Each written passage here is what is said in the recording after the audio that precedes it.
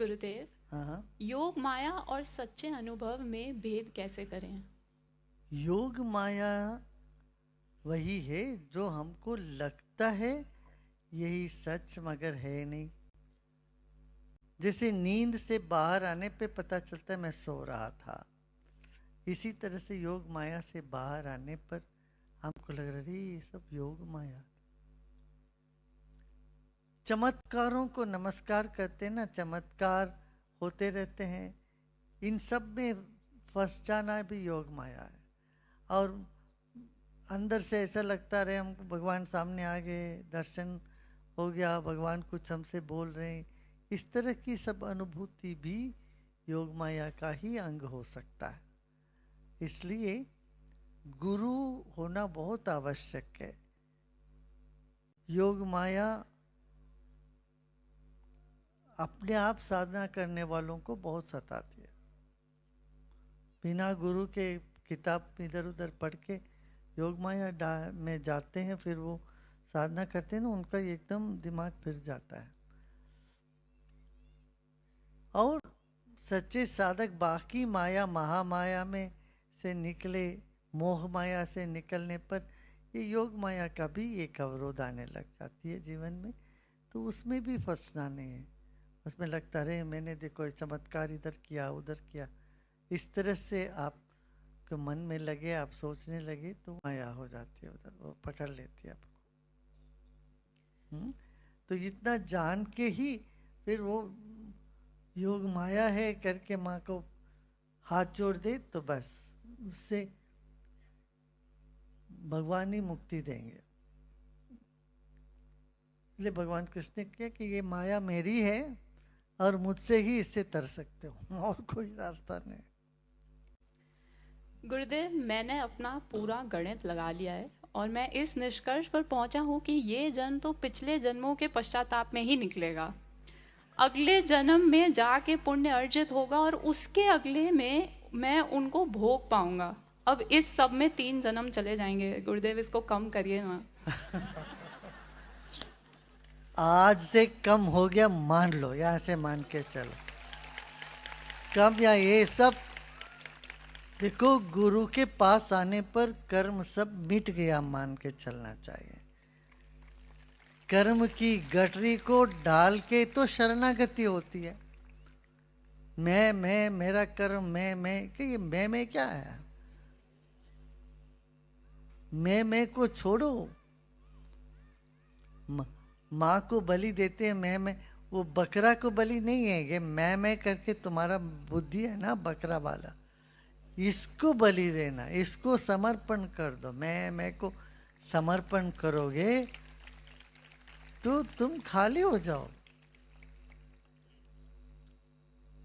डाल गटरी पाप की, यही भगवान कृष्ण भी क्या गीता में यही बोले कि तुम अपने पाप को तुम नहीं मिटा सकते हो, तुम मेरे शरण में आ जाओ, मैं तुम्हारा सारा पाप मिटा दूंगा। यही तो भगवान, हम त्वम सर्व पापे। और हर गुरु की यही उद्गार रहती है, यही वाणी रहती है। गुरु के पास तुम आ गए हो तो ये मान लेना इसी जन्म में मुक्ति मिले। भुक्ति मुक्ति सब अभी यहीं पर मिलेगी, जो चाहते हो सब मिलता है। कितने लोगों जो चाहते तुम वो सब मिल रहा है, हाथ उठा देखो, घूम के देखो। इच्छा पूर्ति तो यहाँ वैसे हो जाती है, कोई बड़ी बात नहीं होती। जब इच्छा पूर्ति हो रही है और इच्छाओं की ही दौड़ में चलते रहो, कब तक चलोगे? जरा जागो और अपने आप को बड़ा मुक्त महसूस करो, फ्री महसूस करो। ठीक है, ये तुम्हारा गणित हिसाब किताब सही नहीं है। ठीक है। गुरुदेव, सोशल मीडिया पे नेगेटिव चीज़ें कितना देखने मिलती हैं, लेकिन अच्छी क्रांतिकारी प्रोजेक्ट्स के बारे में लोगों को नहीं पता, ऐसा क्यों? यही एक सज्जन, एक डॉक्टर, बहुत बड़े डॉक्टर है वहाँ, वो यही अपनी व्यथा सुना रहे थे। बोले मैंने इतने जान बचाया लोगों का, ये क्या किया, उसका सोशल मीडिया में लोग लाइक ही नहीं करते, 8-10 लोग से ज़्यादा नहीं होते। और एक आदमी नाक से नूडल खाया, वो बोल रहे उसको तो देखिए 8 मिलियन 10 मिलियन उसके फॉलोअर हो गए, खाने वाला नूडल नाक से खा रहा, दुख को प्रकट कर रहे थे। ये क्या हो गया गुरुदेव, क्या बोलूं, मुस्कुरा के सुना, बेवकूफों की कोई कमी नहीं दुनिया में।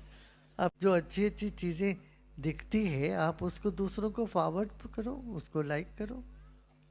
आजकल देखो कितना वैज्ञानिक बातें निकली, जो हमारे पुरातन वेदांत की परंपरा ने कहा ब्रह्म सत्य जगन मिथ्य, ये बातें आज वैज्ञानिक कह रहे हैं। उसको आप लोगों को लाइक करना चाहिए, उसको आगे बढ़ाना चाहिए। वैज्ञानिक कहते ये सारा संसार नश्वर है, झूठा है, जैसा दिखता वैसे है ही नहीं। तो ये सब चीजों को तुम लोग आगे बढ़ाओ। गुरुदेव, मेरे बच्चे को काल सर्प दोष है, कृपया मार्गदर्शन करें कि मैं क्या करूं। अरे काल सर्प दोष कोई इतना बुरा भी नहीं है भाई। हमारे देश के एक प्रधानमंत्री हुए, किसान रहे, वो प्रधानमंत्री बन गए, काल सर्प दोष थे तो बन गए। मैं क्या, ऊपर चढ़ते हैं और आध्यात्मिकता नहीं हो तो ऊपर ही नहीं बैठेंगे, फिर नीचे भी आ जाते हैं। काल सर्प दोष का मतलब भी यही है, आदमी एकदम ऊपर चढ़ता है और वहां से धीरे, वहां से ऐसे ही नीचे आ जाता है। मगर अध्यात्म मार्ग में रहे, भक्त बने रहे, साधना करते रहे, ध्यान जाप ये सब करते रहे तो सारे दोष मिट जाते हैं।